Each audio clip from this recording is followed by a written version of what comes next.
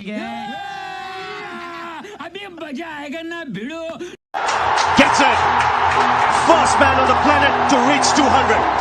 And it's the Superman from India, Sachin Tendulkar. 200 from 147. One day cricket में दोहरा शतक यह एक ऐसा ख्वाब है जिसे दुनिया का हर बल्लेबाज हकीकत में बदलना चाहता है। बात तो सही है। दुनिया का हर बल्लेबाज चाहता है कि वह अपने जीवन में क्रिकेट की इस धरती पर कम से कम सिर्फ एक बार दोहरे शतक के इस ख्वाब को जरूर पूरा करे। पीढ़ियों तक क्रिकेट की धरती पर दुनिया के दिग्गजों ने इस 200 रनों की दीप्तिमान संख्या पर अपनी अपनी नजरें गड़ाए रखी, अथक प्रयास किए, पसीना बहाया, परंतु दोहरे शतक का यह स्वर्णिम ख्वाब उनके लिए बस एक ख्वाब ही रहा। सही पकड़े हैं। दुनिया के हजारों बल्लेबाज इस मंजिल के पीछे भागते रहे, किंतु पहुंच सके सिर्फ कुछ गिने चुने नाम।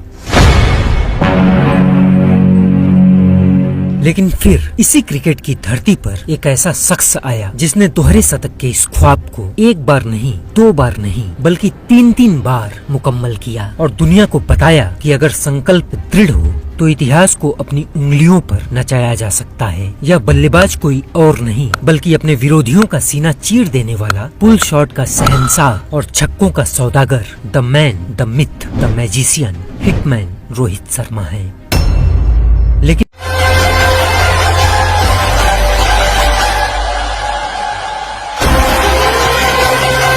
लंका के खिलाफ खेली गई हिटमैन की वह 264 रनों की पारी इन सब दोहरे शतकों में सबसे खास है। क्रिकेट की धरती पर उस पारी को समाप्त हुए लगभग 1 दशक बीत चुका है, लेकिन वह पारी आज भी दुनिया के सभी बल्लेबाजों की पहुंच और उनकी औकात से बाहर है। इस वक्त की बड़ी खबर आपको बता दें, रोहित शर्मा ने डबल शतक जड़ा है। दोहरा शतक रोहित शर्मा का दोहरा शतक लगाया, 209 रन धमाका, दोहरा शतक रोहित शर्मा के बल्ले से निकला। कुछ दिनों पूर्व क्रिकेट की धरती पर अपने विध्वंसक स्वरूप को धारण कर चुका यह योद्धा दुनिया के सभी गेंदबाजों के लिए महाकाल बन चुका था। लेकिन साल 2014 अगस्त का महीना जब इंग्लैंड की धरती पर भारतीय टीम एक ओडीआई सीरीज खेल रही थी, 27 अगस्त की तारीख थी और इस ओडीआई सीरीज का दूसरा मैच था और इसी मैच के दौरान हिटमैन के साथ एक दर्दनाक हादसा हुआ। क्या हुई? कैच लेने के प्रयास में एक गेंद ने रोहित की तर्जनी उंगली को तोड़ दिया। यह दर्दनाक हादसा कार्डिफ वेल्स में सोफिया गार्डन्स के इस मैदान पर हुआ था और इस गेंद ने सिर्फ रोहित की उंगली को नहीं तोड़ा था बल्कि भारत के लाखों युवाओं की उम्मीदों को भी तोड़कर चकनाचूर कर दिया था। इस चोट के बाद भारत का यह विध्वंसक बल्लेबाज मैदान से बाहर हो गया और उसका भविष्य अनिश्चितताओं के घेरे में आ गया। तौबा तौबा तौबा, थारा मूड खराब कर दिया। रोहित शर्मा के लिए अगले कुछ महीने बेहद मुश्किल थे। वह चोट से उबरने के लिए पुनर्वास के दौर से गुजर रहे थे। रोहित के लिए एक अंधेरे का दौर था जब रिहैब की दीवारें थी और अकेलेपन की छत। हर सुबह एक लड़ाई और हर रात एक हार। और इस बीच बाहर की दुनिया तेजी से बदल रही थी, क्योंकि रोहित की जगह भारतीय क्रिकेट में एक नए सूर्य का उदय हो रहा था। नाम था अजिंक्य रहाणे। अरे देवा, ये गड़बड़ है बाबा। रोहित की जगह शिखर धवन के साथ टीम में ओपनिंग करने आए अजिंक्य रहाणे ने अपनी शानदार बल्लेबाजी से चयनकर्ताओं और प्रशंसकों का ध्यान अपनी ओर आकर्षित कर लिया था। अजिंक्य रहाणे ने प्रारंभिक बल्लेबाज के तौर पर शिखर धवन के साथ बल्लेबाजी करते हुए सिर्फ 4 मैचों में 2 शतकों के साथ कुल 228 रन बनाकर अपनी मजबूत दावेदारी को पेश कर दिया था। रहाणे के इस पराक्रम के बाद हर टीवी डिबेट, हर ट्विटर स्पेस पर अब सिर्फ एक ही सवाल था कि क्या हिटमैन नाम का यह तूफान अब अपनी इस चोट के साथ क्या इतिहास के पन्नों में गुम हो जाएगा? नहीं। 2015 का विश्व कप नजदीक आ रहा था और प्रारंभिक बल्लेबाज के तौर पर शिखर धवन एक छोर पर मजबूती के साथ खड़े थे और दूसरे छोर पर अजिंक्य रहाणे की चमक अब अस्थायी लगने लगी थी। और दूसरी तरफ रिहैब की कोठरी में बैठा यह शख्स अब अपने ही सवालों से हारता जा रहा था। क्या मेरी जगह अब मेरी नहीं रही? रोहित के चाहने वालों के दिल में भी अब सिर्फ एक ही सवाल था कि क्या उनके हिटमैन की कहानी अब खत्म हो जाएगी। एक तरफ मीडिया की सुर्खियां अब चिल्ला रही थी कि रहाणे ही रोहित का अंतिम विकल्प है और दूसरी तरफ रोहित के चाहने वालों का दिल बैठा जा रहा था कि क्या हिटमैन की विरासत अब धूल में मिल जाएगी। कई क्रिकेट के दिग्गज अब यह कयास लगा रहे थे कि this is the end of hitman. दुनिया की नजरों में अपने अस्तित्व को खो रहा यह शख्स अपनी चोट के कारण अब अपनी ही आंखों से अपने अंत को देख रहा था। रहाणे की परफॉर्मेंस, हालात और चोट के कारण धीरे धीरे टीम इंडिया के दरवाजे रोहित के लिए बंद हो रहे थे। खाओ माँ कसम। कुछ ऐसे ही हाल और हालात में नवंबर 2014 में श्रीलंका 5 मैचों की एक ओडीआई सीरीज खेलने के लिए भारत के दौरे पर था और इस सीरीज के प्रारंभिक 3 मैच जीतकर भारत ने इस सीरीज को लंका के हाथों से छीन लिया था। ऐसे में इस सीरीज के आखिरी 2 मैच बाकी थे और सच कहा जाए तो हिटमैन के पास 2 मैचों के रूप में यह आखिरी 2 मौके थे। बोटियां नोचने वाला गीदड़ गला फाड़ने से शेर नहीं बन जाता। रहाणे के बढ़ते हुए कद को देखकर यह बिल्कुल स्पष्ट था कि अगर इन 2 मैचों में हिटमैन का बल्ला अगर कुछ बेहद खास नहीं करता तो टीम इंडिया के दरवाजे शायद हिटमैन के लिए बंद कर दिए जाते। No, I'm not surprised that Rohit Sharma is not in the team, not too much consistent one day international form. Rahane और धवन की यह जोड़ी प्रारंभिक 3 मैचों में अपना लोहा मनवा चुकी थी। ऐसे में इस जोड़ी को तोड़ना और हिटमैन को मौका देना टीम मैनेजमेंट के लिए एक चुनौती भरा निर्णय था। लेकिन 5 मैचों की इस सीरीज में 3-0 की निर्णायक बढ़त लेने के कारण रोहित को चौथे मैच में एक आखिरी मौका देने का निर्णय लिया गया।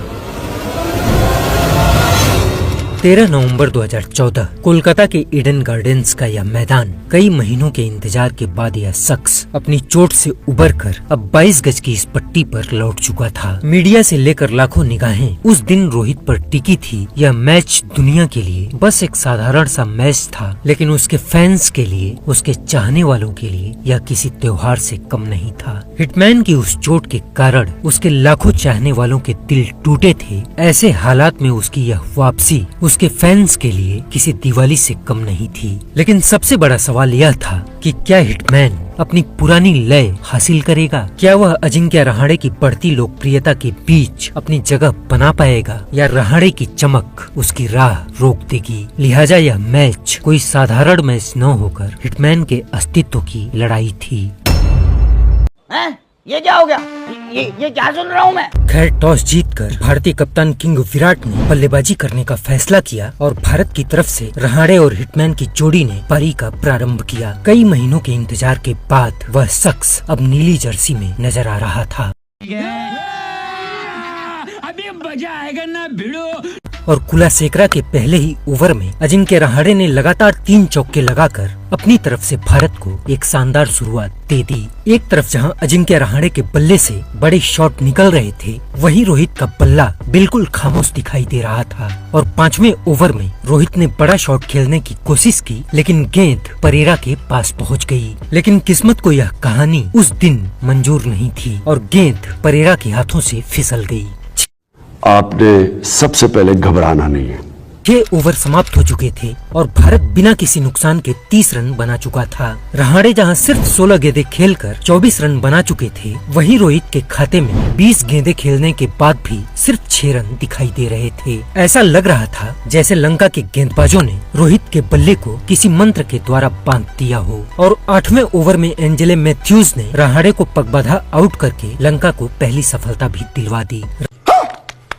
रहाणे के जाने के बाद कप्तान किंग विराट ने खुद न आकर रायडू को मैदान में उतार दिया। 10 ओवर समाप्त हो चुका था और लंका के गेंदबाजों ने सिर्फ 46 रन खर्च करके भारत के इन दोनों बल्लेबाजों पर अपना शिकंजा कस दिया था। रहाणे के जाने के बाद यह दोनों बल्लेबाज अब एक रन के लिए तरस रहे थे और 13वें ओवर की आखिरी गेंद पर इरंगा ने रायडू का ऑफ स्टंप उखाड़कर भारत को दूसरा झटका भी दे दिया। 19 गेंदों पर सिर्फ 8 रन बनाकर रायडू भी जिस रास्ते से आए थे उसी रास्ते से पवेलियन वापस चले गए। Control control. रायडू के जाने के बाद अब भारत का किंग विराट खुद मैदान में आ चुका था और इन दोनों बल्लेबाजों ने लंका के गेंदबाजों को संभल कर खेलना प्रारंभ किया और 24वें ओवर की पहली गेंद पर रोहित ने यह सिंगल लेकर अपना अर्धशतक पूरा किया। रोहित के यह 50 रन 72 72 गेंदों का सामना करने के बाद आए थे। हिटमैन की यह शुरुआत धीमी जरूर थी, लेकिन यह शांति समंदर में आने वाले तूफान से पहले की खामोशी थी। मैदान में खुले शेर का सामना करोगे, तुम्हारे मर्द होने की गलतफहमी दूर हो जाएगी।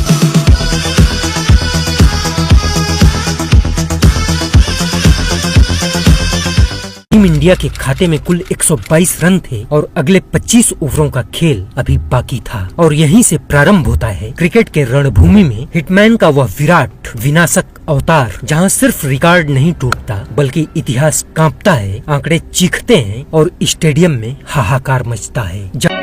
जिन बच्चों के अभी दूध के दांत भी न टूटे हों, उन्हें इस तरह उछलकर मर्दों की तरह बात नहीं करनी चाहिए। जहाँ हिटमैन का बल्ला बल्ला नहीं बल्कि ब्रह्मास्त्र बन जाता है, जहाँ गेंदबाज महज खिलाड़ी नहीं बल्कि बलि के पात्र बन जाते हैं, जहाँ रोहित नहीं बल्कि वह प्रचंड प्रवाह बन जाता है जो लंका की उम्मीदों, उनके अरमानों और उनके आत्मविश्वास को अपने वेग में बहा ले जाता है। शुरुआती 72 गेंदों में सिर्फ 50 रन बनाने के बाद अगली सिर्फ 28 गेंदों में रोहित ने 50 रन और ठोककर अपना शतक पूरा किया और 50 से 100 पहुंचने की यह रफ्तार किसी तूफान से भी तेज थी। 500 in one day internationals. Very well played, young man.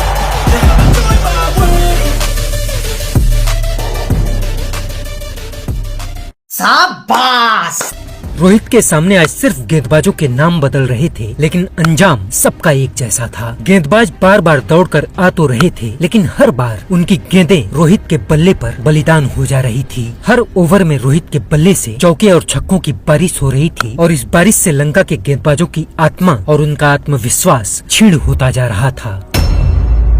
क्या बात है सर, क्या बात है सर, क्या बात, ये बात है, अरे सर क्या बात। शतक पूरा करने के बाद रोहित की अगली 50 महज 25 गेंदों में आ चुकी थी। रोहित का यह तूफान, रोहित का यह आतंक इतना भयानक था कि लंका के गेंदबाजों को समझ में नहीं आ रहा था कि बॉल फेंकें तो फेंकें कहां। 40 ओवर समाप्त हो चुका था और भारत सिर्फ 3 विकेट के नुकसान पर 275 रन बना चुका था और हिटमैन 129 गेंदों पर 154 रन बनाकर मैदान में किसी क्रांतिकारी की तरह विचरण कर रहा था। हिटमैन ने जहां प्रारंभिक 72 गेंदों में सिर्फ 50 रन इकट्ठा किए थे, वहीं अगली 57 गेंदों पर 104 रन ठोक दिए थे। 60 गेंदों का खेल अभी भी बाकी था। गेंदबाज फील्ड बदल रहे थे, कप्तान अपनी रणनीति बदल रहा था, लेकिन हिटमैन का प्रहार रुकने का नाम नहीं ले रहा था। युद्ध भूमि में खड़े लंका के खिलाड़ी किसी निर्बल योद्धा से प्रतीत हो रहे थे और हिटमैन रणचंडी के वरदान से अभिषिक्त किसी वीर जैसा दहाड़ रहा था। दर्शक, गेंद, हवा, मैदान सब कुछ उसके इशारों पर ऐसे नाच रहा था जैसे वह इस खेल का सृष्टिकर्ता हो। यानी मैं अपनी भुजाओं को उठा करके प्रण करता हूं कि इस धरती को राक्षस विहीन कर दूंगा। 46वें ओवर की तीसरी गेंद पर कुलाशेखर को यह बाउंड्री लगाकर रोहित ने अपने 200 रन पूरे किए और इस दोहरे शतक के साथ रोहित शर्मा दुनिया के पहले ऐसे खिलाड़ी बन चुके थे जिनके पास वनडे क्रिकेट में 2 दोहरे शतक थे। And it's a moment of history for Rohit Sharma, first batsman to score 2 double hundreds in ODI cricket. 27 गेंदों का खेल अभी भी बाकी था और इस दोहरे शतक के साथ रोहित का स्वरूप और भी विकराल हो चुका था। अब दिख रहा है ना मैं जैसा मैं दिखना चाहिए। मैं हरगिज़ झुकेगा नहीं साला। रोहित के चाहने वालों की आंखें खुशी के आंसुओं से भर उठी थी क्योंकि उनका हिटमैन अब क्रिकेट की धरती पर वापस लौट चुका था और कुछ इस कदर लौटा था जिसे दुनिया कभी भुला नहीं सकती थी। 47वें ओवर के लिए गेंद इरंगा के हाथों में थी और इस 47वें ओवर में भी रोहित ने 2 छक्के और 2 चौकों के साथ कुल 23 रन ठोक दिए। भारत में लंका का रावण भी आज तक दशहरा पर इतना ना जला होगा जितना उस दिन महज कुछ घंटों में ईडन गार्डन के इस मैदान पर लंका के गेंदबाज चल रहे थे। छिपकली के बच्चे कभी मगरमच्छ नहीं बन सकते, वो दीवार पर रेंगते रेंगते ही मर जाते हैं। एक अकेला इंसान पूरी लंका की टीम पर भारी पड़ चुका था। गेंदबाज अपनी रणनीति भूल चुके थे और दर्शक अपनी सीट। 48वें ओवर में भी हिटमैन ने कुलासेकरा को भी 3 चौके और 1 छक्कों के साथ कुल 20 रन कूट दिए। रोहित का यह रौद्र रूप देखकर मानो देवता भी आसमान से झांक कर कह रहे थे, कौन है यह मनुष्य जिसने क्रिकेट की धरती पर आतंक मचा रखा है। मौसम तो ऐसा लग रहा है दिल गार्डन गार्डन हो रहा है, बहुत मजा आ रहा है यहाँ पे, क्या लबे सीरी सा लग रहा है, दिल गार्डन गार्डन तो हो रहा है। 49वें ओवर में भी रोहित ने 1 छक्का और 1 चौका लगाकर कुल 14 रन इकट्ठा किए और 50वें ओवर की आखिरी गेंद पर जब रोहित आउट हुए तब तक भारत ने 400 का आंकड़ा पार कर लिया था। आखिरी 50 रन रोहित ने सिर्फ 15 गेंदों में पूरा किया था। हिटमैन के बल्ले से निकली यह एक ऐसी अग्निवर्षा थी जिसमें सवाल जले, आलोचनाएं भस्म हुई और बच गया सिर्फ 264 रनों का एक विशाल अंबार। रोहित ने अपनी इस ऐतिहासिक पारी में कुल 173 गेंदों का सामना किया, 33 चौके और 9 छक्के लगाए और कुल 264 रनों का एक ऐसा व्यक्तिगत स्कोर खड़ा किया जिसे ना तो कोई भूल सका और ना ही 10 सालों के एक लंबे इंतजार के बाद भी कोई मिटा सका। चलो यार जल्दी छोड़ो बाप राजम, अभी मारता हूँ। अरे यार विराट कोहली तुम तो यार मुझे ही मार दिए यार, बार बार यही गलती करते। रोहित के इन 264 रनों की बदौलत भारत ने कुल 404 रन बनाकर लंका को सिर्फ 251 रनों पर समेट दिया और भारत ने यह मैच 153 रनों से जीत लिया। एक तरफ जहां अकेले हिटमैन का स्कोर 264 रन था, वहीं पूरी लंका सिर्फ 251 रनों पर सिमटकर अकेले रोहित से भी 13 रनों से हार गई थी। और इस भरम में मत रहना कि मैं यहाँ तेरे लिए आया था। नहीं, मैं अपने दोस्त के लिए आया था, अपने यार के लिए आया था। मैं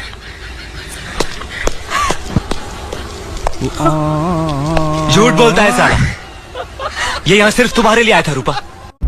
इस पारी के बाद लंका के बच्चे लंकापति रावण को जाने या न जाने, लेकिन हिटमैन नाम की इस तबाही को जरूर जानते हैं। हिटमैन का यह एक ऐसा रौद्र अवतार था जिसके बाद लंका के खिलाड़ी जब भी क्रिकेट की धरती पर उतरते हैं उससे पूर्व 264 दीप जलाकर प्रार्थना की जाती होगी कि हे भगवान, हिटमैन नाम की उस तबाही को दोबारा हमारे समक्ष खड़ा मत करना। लंका के गेंदबाजों को आज भी बस इतना कह दो 264 तो उनकी रूह कांप जाती है। कहाँ से आते? इस मैच के बाद लंका की गेंदों पर एक अदृश्य चेतावनी भी अंकित होने लगी, सावधान, रोहित शर्मा के विरुद्ध इन गेंदों का प्रयोग करना वर्जित है। और लंका में लंकापति रावण का नाम भले ही इतिहास में गुम हो जाए, पर कोलंबो की गलियों में बच्चे आज भी पूछते हैं, पापा क्या आपने रोहित शर्मा का 264 देखा है? खुशी बढ़ती जानी चाहिए जीवन के साथ, आनंद बढ़ता जाना चाहिए। रोज रोज लगना चाहिए कि कल कुछ भी न था, आज जो है उसके सामने। हर दिन जब आए नया दिन तो वो